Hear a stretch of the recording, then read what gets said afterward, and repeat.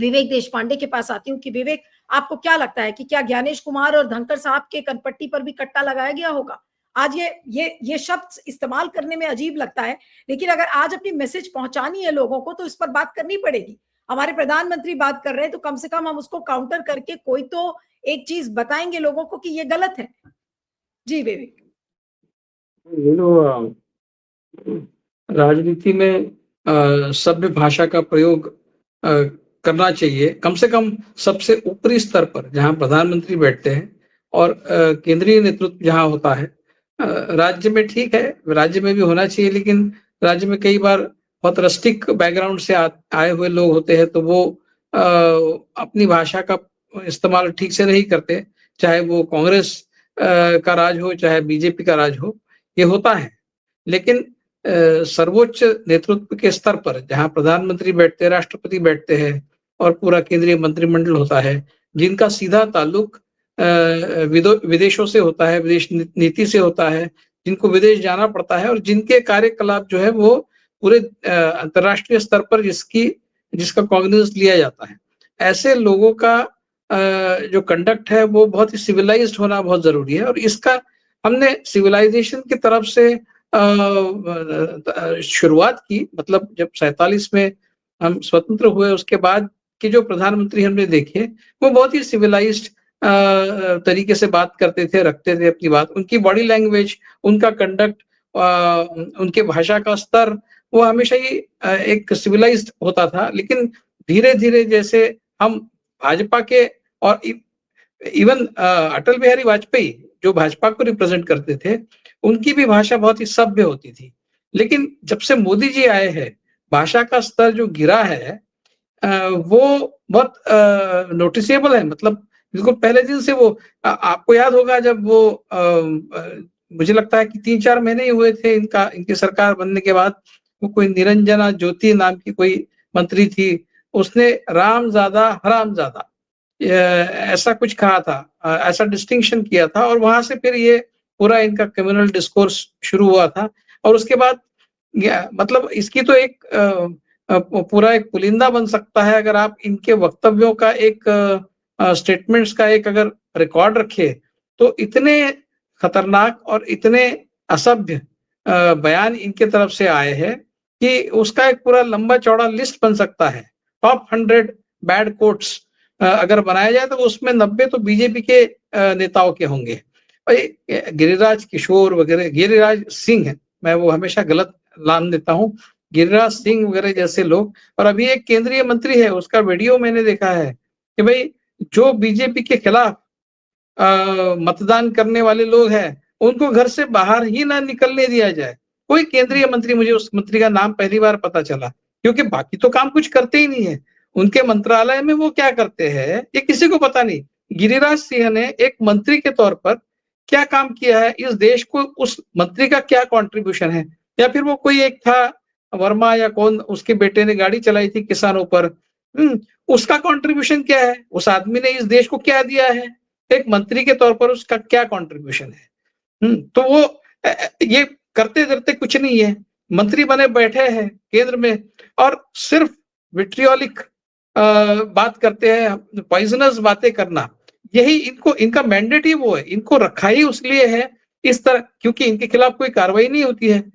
तो कभी मोदी जी इनको ये नहीं कहते कि भाई आप इस तरह की भाषा का, अब इनका एमपी मुसलमानों को पार्लियामेंट में बैठ के कटवा बोलता है। इनका एक एमपी हमारी महिला कुश्तीगीर जो है उनका लैंगिक शोषण करता है, उसके बेटे को ये टिकट देते हैं, बाहुबली को, मतलब उसको टिकट नहीं दे पा रहे हैं। बहुत उपकार किया ब्रिजभूषण चरण सिंह को, इन्होंने टिकट नहीं दिया, हम पर बहुत उपकार किया, उसके बेटे को टिकट दिया। और वो ब्रिजभूषण शरण सिंह और उसका बेटा करण सिंह, क्या है नाम उसका, ये दोनों फिर कल रेसलिंग फेडरेशन ऑफ इंडिया के फंक्शन में चीफ गेस्ट थे। ये पिछले दरवाजे से इनकी सत्ता वहां चल रही है, क्योंकि इनका ही आदमी संजय सिंह, उसको रेसलिंग फेडरेशन ऑफ इंडिया का इन्होंने अध्यक्ष बनने दिया। तो ये सारा जो क्रिमिनल नेक्सस है, क्या ये दुनिया से छुपा है, क्या जनता से छुपा है? और इस तरह की भाषा प्रधानमंत्री इस्तेमाल करे, कनपट्टी पे बंदूक लगाई हुए, क्या क्या आप मुझे बताइए, आप आरजेडी और कांग्रेस कहीं कंपैरिजन है क्या? कांग्रेस कहाँ है बिहार में? कांग्रेस का मुख्यमंत्री बन सकता है क्या? क्या कांग्रेस की इतनी ताकत है? क्या कांग्रेस इस बात पर इंसिस्ट कर सकता है कि मुख्यमंत्री हमारा बने? ऐसा हो सकता है? क्या कांग्रेस इस बात पर इंसिस्ट कर सकता है कि आपका मुख्यमंत्री नहीं बनेगा आरजेडी का? ऐसा हो सकता है क्या? कौन स्कूल में जाता हुआ बच्चा भी इस बात पर विश्वास नहीं करेगा कि कांग्रेस ये कह रहा है कि नहीं नहीं आरजेडी का मुख्यमंत्री नहीं बनेगा, और फिर आरजेडी उस कनपट्टी पे बंदूक लगा रही है कांग्रेस के और कह रही है नहीं नहीं मुख्यमंत्री तो हमारा ही बनेगा। ये जो बचकानी बातें हैं ये प्रधानमंत्री कह रहे हैं।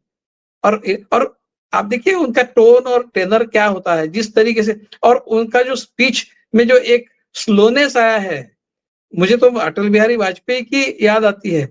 बहुत लंबे चौड़े अंतराल दो वाक्यों के बीच में लेकर वो बात करते हैं, मतलब एक ड्रैग होता है उनके स्पीच में। वो बहुत नोटिसेबल है। मुझे तो लगता है कि कुछ प्रॉब्लम है, मतलब हमको नीतीश कुमार में प्रॉब्लम दिखता है, लेकिन प्रॉब्लम इधर भी दिख रहा है मुझे कुछ। तो थोड़ा सा उसके तरफ भी बीजेपी ध्यान दे तो अच्छा होगा। कहीं ऐसा ना हो कि गाड़ी डिरेल हो जाए पूरी तरीके से, जिस तरह से अटल बिहारी वाजपेयी की आखिर आखिर में हो रही थी।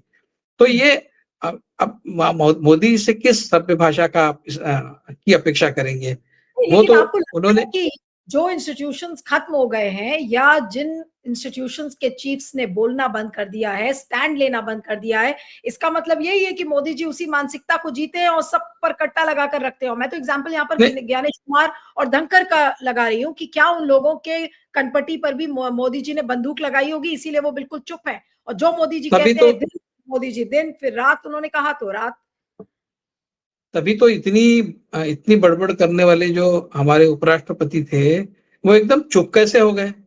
अब ये बताइए कि ये विपक्ष के जितने भी भ्रष्ट नेता है वो जब बीजेपी में आते हैं तो क्या बहुत प्यार से आते हैं? कनपट्टी पे बंदूक रखते हैं मोदी जी। अजीत पवार के बारे में उनको उप मुख्यमंत्री बनाने से 5 दिन पहले चुनाव की रैली में हम नहीं छोड़ेंगे, 70,000 करोड़ का घोटाला हम नहीं छोड़ेंगे, नहीं छोड़ा उन्होंने, ले आए अपने पार्टी में। तो नहीं छोड़ेंगे का अर्थ वो था, कैसे लाया अपने पार्टी में? अजीत पवार के कनपट्टी पे बंदूक लगाई मोदी जी ने, तब अजीत पवार आए।